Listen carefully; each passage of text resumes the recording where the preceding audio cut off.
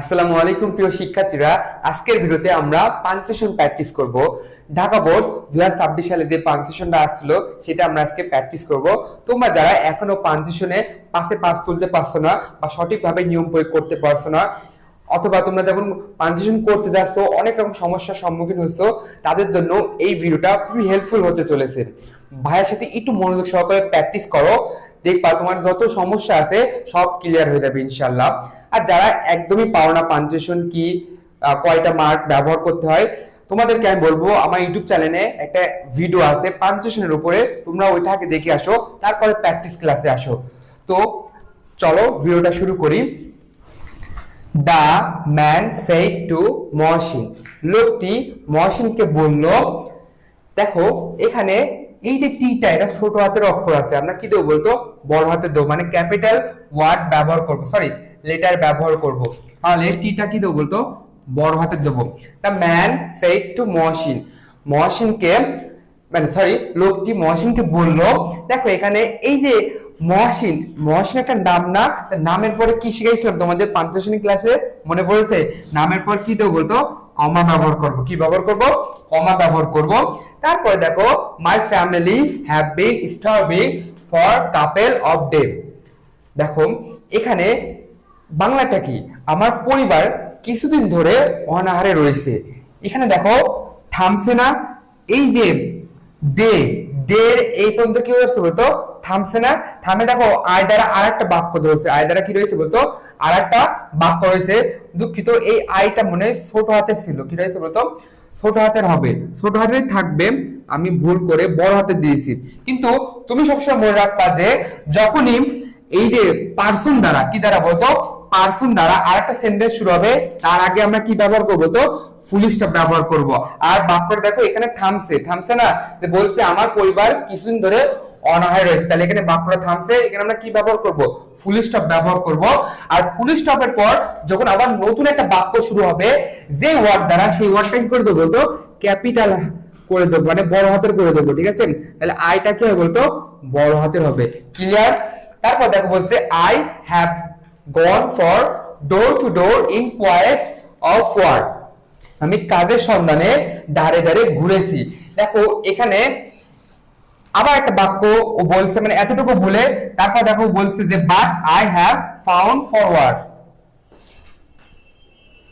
না ঠিক আছে, আমি দেখতে গেছিলাম যে ক্যামেরা কি বন্ধ হয়ে গেল নাকি। দেখো দুঃখিত, পরের দিক তাকাও। দেখো but I have found no work, আমি কোনো কাজ খুঁজে পাইনি। তাহলে দেখো এখানে একটু থামছে, বলছে যে আমি দাঁড়ে দাঁড়ে ঘুরেছি, কোনো কাজ পাইনি। একটু থেমে আর একটা বাক্য ধরছে, but I have found no work, আমি কোনো কাজ খুঁজে পাইনি।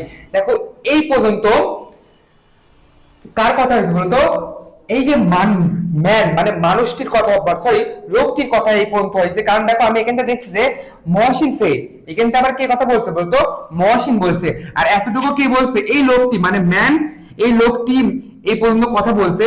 আর মহসিন দ্বারা যেহেতু একটা বাক্য শুরু হয়েছে, তাহলে এই লোকটির কথা এই পর্যন্ত কি হয়েছে বলতো? শেষ হয়েছে। দেখো তাহলে এখানে শেষ হলে কি ব্যবহার করে আমরা, মানে বাক্য শেষ হলে আমরা ফুল স্টপ ব্যবহার করব। ক্লিয়ার? আই হোপ এই পর্যন্ত তোমাদের ক্লিয়ার। তারপরে মহসিন সেই, মহসিন বলল টেক দা বান্স কি এন্ড ওপেন দা আলমারি। মহসিন বলল যে চাবির গোছাটি নাও এবং ওপেন দা আলমারি, মানে আলমারিটি খোলো। Have as much money as you require, তোমার যত টাকা প্রয়োজন তুমি নাও।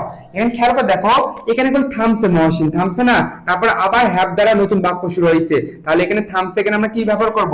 ফুল স্টপ ব্যবহার করব। আর দেখো এই যে মহসিন সেড, এটা কি বলতো? ডিরেক্ট স্পিচ না? আর ডিরেক্ট স্পিচের পরে কি হয় বলতো? কমা হয়। এক কথায় সেড আস্ক, এরপরে সবসময় কি বসে বলতো? কমা বসে। আর এর পরেই কল ইনভার্টেড কমা হয়। খেয়াল করে দেখো এই যে মহসিন সেইড, মহসিনের উক্তি কোথায় প্রকাশ হয়েছে? এই যে এখানে, এখান থেকে এই পর্যন্ত কি হয়েছে বলতো? মহসিনের উক্তি প্রকাশ হয়েছে, মানে মহসিনের সরাসরি কথা প্রকাশ হয়েছে। এটাকে বলা হয়, এই সেন্টেন্সকে বলা হয়, মানে এতটুকু বলা হয়, এখান থেকে এই পর্যন্ত বলা হয় রিপোর্টিং স্পিচ। কি বলতো? Reporting speech. আর তোমাদের আমি পাঞ্চুয়েশনে শিখাইছিলাম যে রিপোর্টিং স্পিচের আগে এবং পরে ইনভার্টেড কমা হয়। আর এতটুকু কি বলতো, এটা হলো রিপোর্টিং ভার্ব। যারা এখনো আমার পাঞ্চুয়েশনের ক্লাসে দেখোনি আর ভাইয়ারা, তোমাদেরকে আমি বলবো তোমরা আগে পাঞ্চুয়েশনে আমার ওই ক্লাসে দেখে আসো, তাহলে তোমার কাছে এটা পানির মতন সহজ লাগবে, বুঝতে পারছো? তারপরে এখানে আমরা কি ব্যবহার করব, তাহলে ইনভার্টেড কমা ব্যবহার করব। কি ব্যবহার করব? ইনভার্টেড কমা এখানে, আর শেষে এখানে ইনভার্টেড কমা ব্যবহার করব, কারণ এই পুরো সেন্টেন্সটা কার বলতো? মহসিনের। Clear? I hope you are clear. দেখো এবার আর কোনো কিছু আছে প্রয়োগ করার? হ্যাঁ আছে, একটা জিনিস আছে, কি বলতো? লাস্টে কি হয় বলতো? কমা হয়। কি হয়? সরি সরি সরি সরি, দুঃখিত। কি হয় বলতো? ফুল স্টপ হয়। কি হয়? ফুল স্টপ হয়। ঠিক আছে? অনেকে এখন আমি যদি বলি কমা হয়, অনেক কমেন্টে গালাগালি শুরু করে দেবে বা বাজে কথা বলে দেবে, এই তুই কেমন টিচার, লাস্টে ফুল স্টপ হয়, তুই জানিস না? দুঃখিত, বাই মিস্টেক আমি মুখ দিয়ে বাড়াই গেছি যে এখানে কমা হবে, কিন্তু বাক্য যখনই শেষ হবে ওখানে কার অধিকার থাকে? কোন মার্কের অধিকার থাকে? ফুল স্টপের অধিকার থাকে, আমরা সবাই জানি। আই হোপ তোমরা এই ভিডিওটা বুঝতে পারছো। দেখা হচ্ছে পরবর্তী কোনো ভিডিওতে। ততদিন সবাই ভালো থাকবা, সুস্থ থাকবা। আল্লাহ হাফেজ।